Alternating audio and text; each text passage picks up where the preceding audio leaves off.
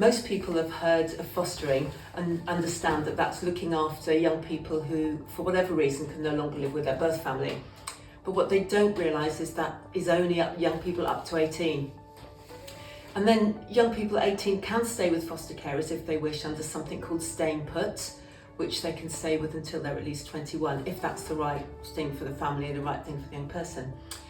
Shared lives is something completely different. So if you forget about any children being looked after by the local authority, anybody aged 16 or over who is vulnerable and would benefit from living with a family in a sort of adult fostering type arrangement can have an adult needs assessment, and if it's agreed that shared lives would be the right support for them, then they can go and live with a family forever and ever if that's what they choose. There's no upper age limit. Somebody from Shared Lives came out to speak to us, and we did a bit of our own independent research and thought it would be a really good fit for our family.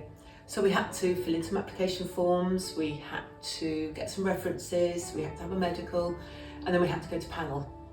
And the panel decided that yes, you could stay with us in Shared Lives.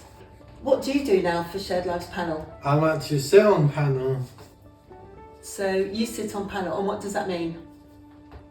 Interviewing carers. They're coming, new carers are coming. Yep. So anybody that wants to be a Shared Lives carer go to panel, and you make up the panel. Yeah. And you get questions that you need to ask to make sure that these They have people the are right fit, right match. Yeah. We're part of the Shared Lives organisation at West Berkshire, and we live in Marlow in Bucks, and you might think that's quite a distance, but the reason for that is that, Ryan, you were formerly looked after by the Royal Borough of Winton and Maidenhead, and they choose West Berkshire to be their Shared Lives providers. So when Ryan moved from staying with us under fostering, then staying put, and then into Shared Lives, that was the natural place for us to go, to West Berks. And it is actually, it's only on the road. Once you're in the car, it's only like 45 minutes, and it doesn't stop us going to any of the activities or any of the events. In many ways it's similar to the fostering in that you have to do all the various qualifications, different first aid, health and safety, so your competency for a whole range of different things is kept up to date, which I think is a good thing. Yeah, it is. We although we say part of our family, and that's how it is part of our family, but we are still professional carers, and there are professional standards that we have to meet. We have annual reviews, we have to do our training, we have to keep that up to date. Our house has to be health and safety checked. We have to make sure that our smoke alarms are fitted, and that this is a safe and healthy place for Ryan to live. For some people, and for some young people, life is tricky, and if you're not a Shared Lives carer and you're not a foster carer, you genuinely have to just get through those battles by yourself.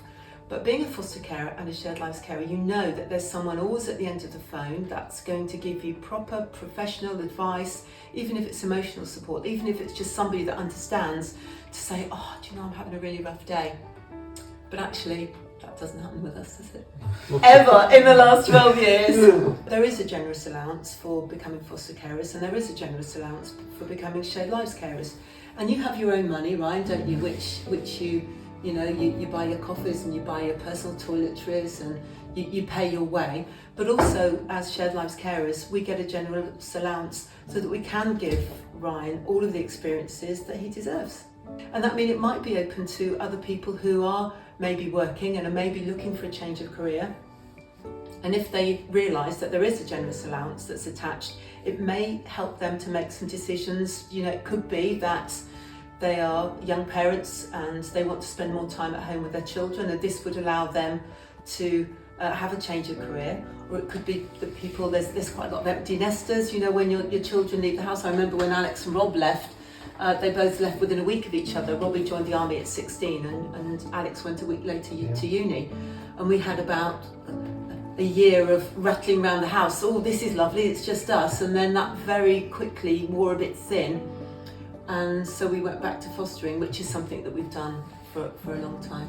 There are some short break Shared Lives carers who just do short breaks. So it could be, if we didn't have Hattie or anybody locally, that Ryan could go to, I don't know, Dave and Carol's and that could be a regular place that you go for a weekend.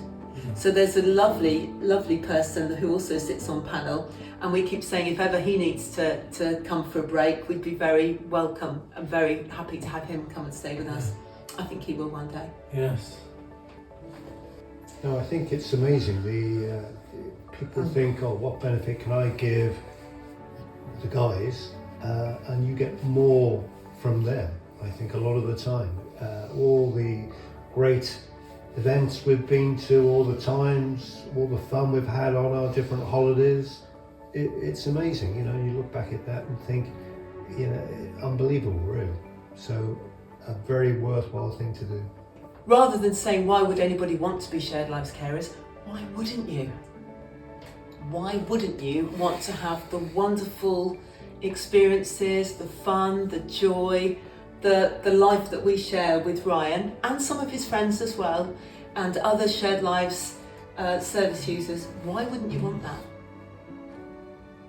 I love you.